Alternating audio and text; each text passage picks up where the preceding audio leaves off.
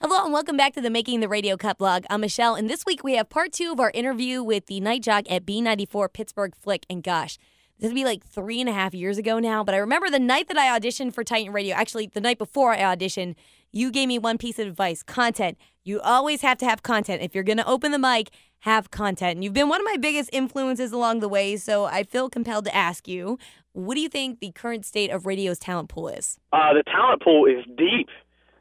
Clear Channel just let how many hundreds of people go? Like 900 something? 950 some people lost their jobs in one day, and these weren't jocks who sucked. These were jocks, a majority of them were jocks who were good at what they did. It was just budget. And unfortunately, that's the state of things right now, and that's just how stuff happens. So right now, a small market could get, big city talent for very, very cheap just because these guys need jobs. So the talent pool is very, very deep. It's a very competitive job market right now, and anybody can be replaced at any time with somebody cheaper who might even be better just because they're there and they need a job. 5 years from now, where do you see the industry? Still around. People said when internet radio started coming around that it was going to kill FM terrestrial radio or AM radio. I don't know how long AM is going to be around because I could see that just transitioning over to FM. But, and then people said satellite was going to kill it, and that obviously didn't happen since I think one of the satellite companies went bankrupt, and it's just a mess. But FM radio is still strong. We still have sales.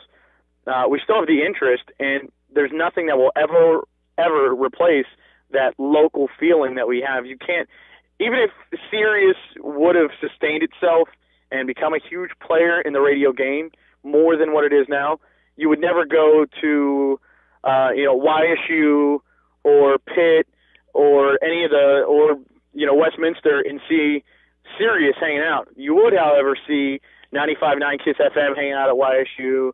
You'll see B94 hanging out at Pitt or, anywhere else like that. So they're never going to have that local feeling. So I see FM radio always being around in one form or another. The only thing I see shifting is maybe how talent is used, because there's a lot of pressure to provide internet content along with your on-air content. So I think more and more, even since I've started in the business, jocks have been asked to do more with the same pay, the same pretty much everything else.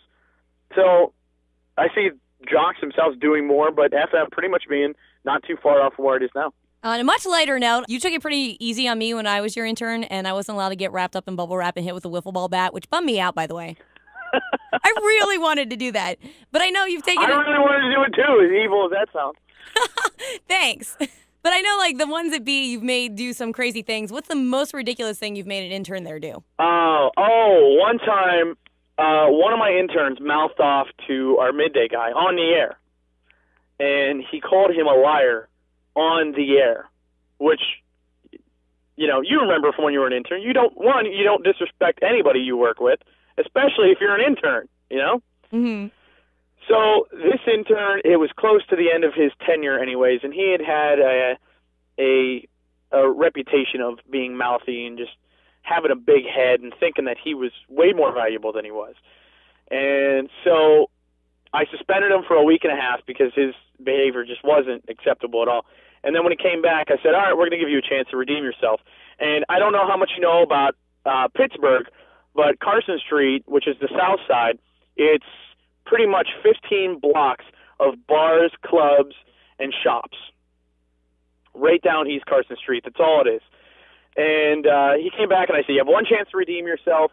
You're going to wear a diaper and a cape, and I'm going to give people Sharpies to walk with you, and you're going to walk from one end of Carson Street to the other and back down to the beginning and get 200 people to sign your body with a Sharpie marker. You have to get 200 signatures on your body.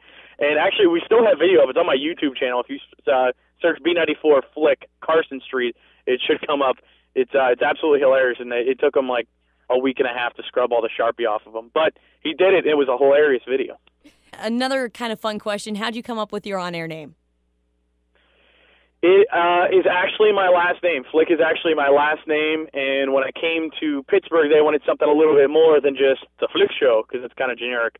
So we bounced around a couple ideas, and we ended up with Flick at Night, pretty much because, the first thing you think of is, what's the first thing you think of when you hear Flick at Night? Nick at Night. Exactly. So it's already kind of mnemonic in your head. So it's very easy to remember. Plus, Flick's not a real hard name to remember anyways. So there was nothing with peyote smoking hippies then? No, that was something I made my dad say on the air one time for a bit, though. That was pretty funny. I made him say he was a hippie. And one last question. Do you remember every bit I ever did on the air? I spent so much time there. I think I do remember every bit. Okay, anyways, your question. I'm sorry. What advice would you have for a college kid trying to break into radio one day? Get experience. You can sit there with your little piece of paper, and even when I'm hiring interns, I don't care. That's the first thing I tell them when I hire them as an intern is I don't care what you've done in school. I absolutely, it doesn't matter to me at all, because from my understanding and pretty much the general population of people in the radio industry's understanding of college radio is you don't have any idea what you're talking about. And, you work at a commercial radio station and you work at the college radio station. Is it not a complete night and day difference? Oh, yes, it is. Yes, it is. So what you need to do if you want to survive in commercial radio is you need to get that internship at a commercial radio station, and you need to live there. When I was an intern, I interned 18 hours a day, 6-7 days a week, sometimes only getting 2 hours of sleep and never having time to eat.